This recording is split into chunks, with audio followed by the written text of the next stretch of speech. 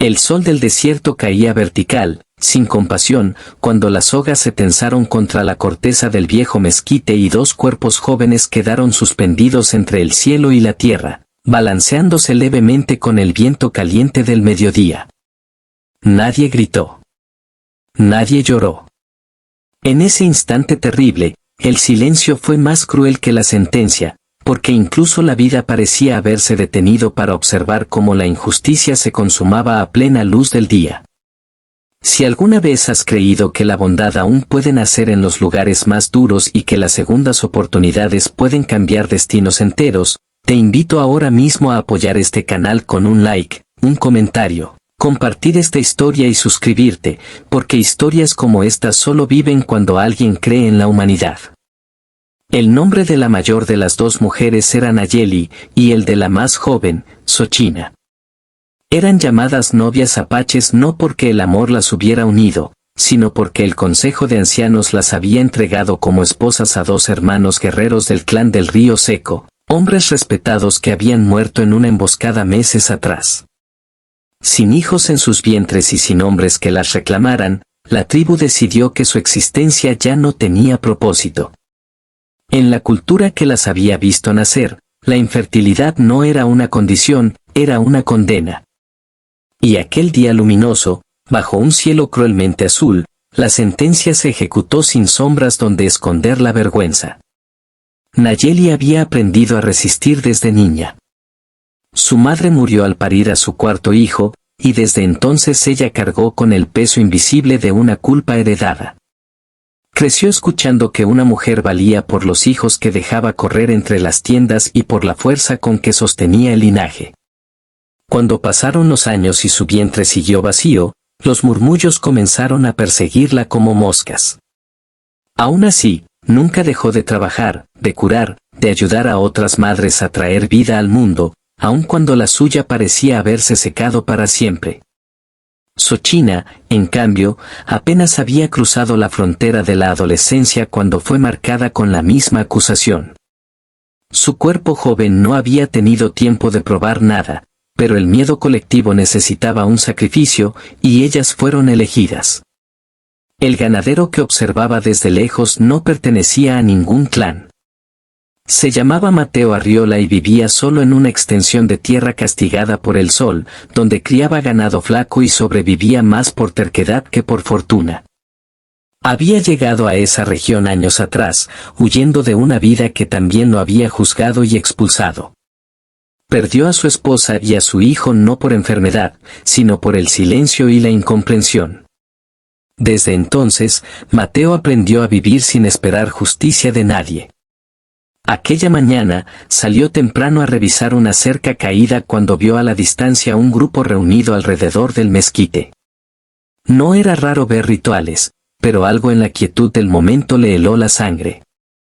A medida que se acercaba, el sol iluminó los rostros de Nayeli y Xochina, cubiertos de polvo y marcas de golpes antiguos, pero aún firmes. Sus ojos no pedían clemencia, pedían que alguien viera lo que estaba pasando. Mateo sintió como una rabia antigua despertaba en su pecho, la misma que lo había acompañado la noche en que nadie escuchó sus súplicas años atrás. No pensó en las consecuencias, no pensó en la tribu ni en las armas que lo superaban en número.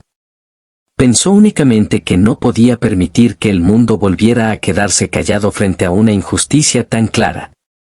El sol seguía alto cuando Mateo avanzó, cortando el ritual con su presencia. El sonido de sus pasos sobre la tierra seca fue el único anuncio. Nadie esperaba que un forastero interviniera, y menos alguien sin insignias ni protección. El aire se tensó. En los rostros de los ancianos apareció la sorpresa, seguida de la ira. Para ellos, Mateo no era más que un intruso que no entendía las leyes del desierto. Para él, eran hombres que habían olvidado que incluso las leyes más antiguas deben responder a la humanidad. Sin pedir permiso, Mateo subió al mezquite con la agilidad de quien ha pasado la vida trepando árboles y cercas. Sus manos firmes cortaron las sogas con un cuchillo gastado, el mismo que había usado durante años para trabajar el cuero y la carne. Los cuerpos cayeron pesadamente al suelo, levantando una nube de polvo. Nayeli y Xochina respiraron con dificultad, la vida regresando a sus pechos en bocanadas irregulares, mientras el sol seguía brillando como si nada extraordinario estuviera ocurriendo. El enfrentamiento no fue inmediato, porque incluso la furia necesita un segundo para entender lo impensable. Mateo se interpuso entre las mujeres y el consejo, su cuerpo solo contra muchos, pero su decisión era una muralla. Dijo poco, porque las palabras sobran cuando la convicción es clara. Ofreció llevárselas, hacerse responsable de ellas, darles un lugar donde vivir y trabajar. No habló de amor ni de promesas vacías, habló de respeto, de tiempo y de la posibilidad de seguir respirando. La tribu dudó. Matar a un forastero era sencillo, pero cargar con la muerte de dos mujeres que ya habían regresado del umbral podía atraer una desgracia mayor. El sol estaba en su punto más alto, y el día, que había sido elegido para castigar, comenzaba a parecerse peligrosamente a un testigo incómodo. Finalmente, el consejo aceptó, no por misericordia, sino por conveniencia. Para ellos, Nayeli y Xochina ya estaban muertas, lo que ocurriera después no les concernía. El camino hacia el rancho de Mateo fue largo y silencioso, atravesando llanuras donde el calor hacía vibrar el aire. Nayeli caminaba con pasos lentos, cada movimiento recordándole la soga en su cuello. Xochina, aún temblando, se aferraba a la idea de que cada paso la alejaba del mezquite. Mateo avanzaba delante, marcando el ritmo, consciente de que aquel rescate era apenas el inicio de un desafío mucho mayor. No sabía cómo integrarlas a su vida, ni cómo sanar heridas que no se veían, pero sabía que no podía devolverlas al lugar donde habían sido colgadas como objetos defectuosos. El rancho era humilde, pero sólido. Una casa de madera curtida por el sol, un pozo que aún daba agua fresca y corrales que hablaban de años de trabajo silencioso. Allí, bajo la luz clara del día, Nayeli y Xochina comenzaron una nueva existencia marcada por el miedo, la desconfianza y una esperanza frágil. Mateo no exigió nada. Les mostró dónde dormir, cómo ayudarse mutuamente, y luego las dejó solas, respetando un espacio que nunca habían conocido. Los días pasaron lentos, medidos por el recorrido del sol y el sonido del viento entre los pastizales secos. Nayeli encontró consuelo en las tareas simples, en alimentar a los animales, en sentir que su esfuerzo tenía un propósito que no estaba ligado a su vientre.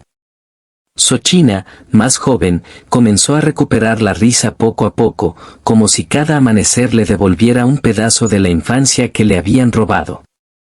Mateo observaba desde la distancia, sin intervenir más de lo necesario, aprendiendo que salvar no siempre significa guiar, sino permitir. La verdadera prueba llegó cuando la sequía golpeó con fuerza. El ganado comenzó a enfermar, el pozo a dar menos agua, y el desierto mostró su rostro más cruel, siempre bajo un sol implacable. Mateo enfrentó la posibilidad de perderlo todo, y con ello, de no poder proteger a las mujeres que había rescatado. Nayeli, recordando antiguas técnicas de su pueblo, propuso métodos para conservar agua y curar animales con hierbas olvidadas. Xochina ayudó a reforzar cercas y a vigilar el ganado durante las horas más duras del día. Por primera vez, sus conocimientos, despreciados antes, se volvieron esenciales. El rancho sobrevivió, y con él, algo más profundo comenzó a florecer. No era una historia de romance idealizado, sino de respeto ganado, de confianza construida bajo el sol del mediodía, cuando las sombras son cortas y las mentiras difíciles de esconder. Mateo encontró en ellas no una carga, sino aliadas.